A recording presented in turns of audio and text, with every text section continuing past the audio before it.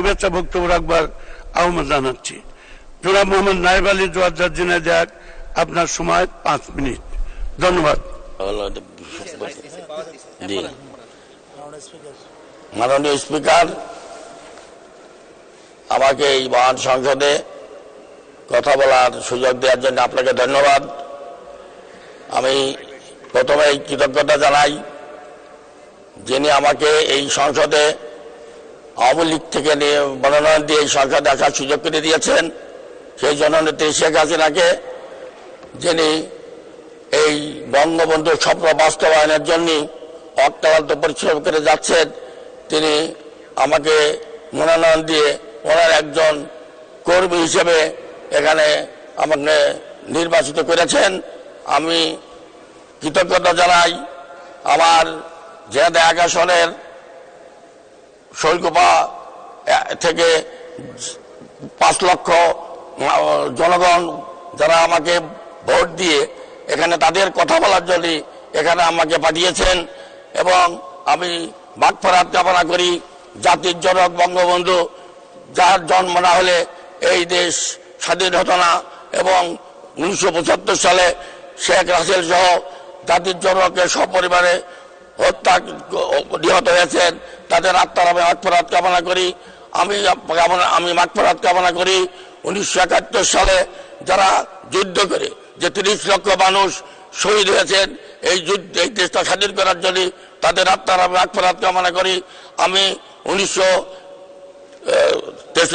November জাতীয় 4 নেতা যারা জেলখানায় নির্মমভাবে নিহত হয়েছেন তাদের আত্মার মাগফিরাত কামনা করি। আমি যে 2 লক্ষ বাবুন যারা তাদের সতীর্থ দিয়ে এই দেশকে স্বাধীন করার জন্য কাজ করেছেন তাদেরকে শ্রদ্ধা জানাই। আমি শ্রদ্ধা জানাই, এবং আমি কৃতজ্ঞতা।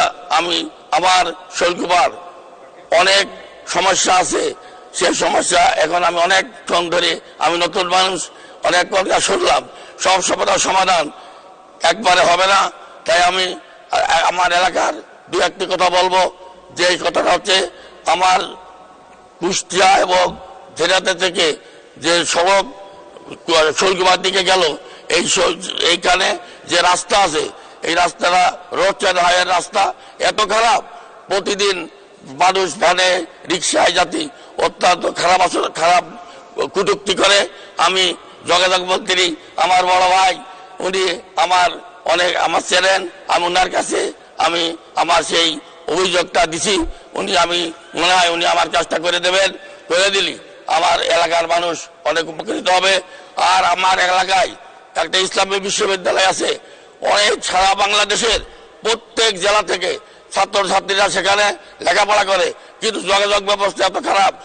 কুষ্টিয়া থেকে ট্রেন লাইন আছে, আলমডাঙ্গা থেকে ট্রেন লাইন আছে, এখান থেকে আমি শুনলাম মাগুরা থেকে ঝিনাইদহ পর্যন্ত ট্রেন লাইন আসার চেষ্টা চলছে। আমি বলি ঝিনাইদহ থেকে যদি এই বিশ্ববিদ্যালয় পর্যন্ত যদি ট্রেন লাইনটা দেওয়া যায়, তাহলে এই হাজার হাজার স্টুডেন্ট অনেক উপকৃত হবে। এই বলে আমি এই সংসদে সবার সুস্বাস্থ্য কামনা করে আমি আমার বক্তব্য শেষ করছি।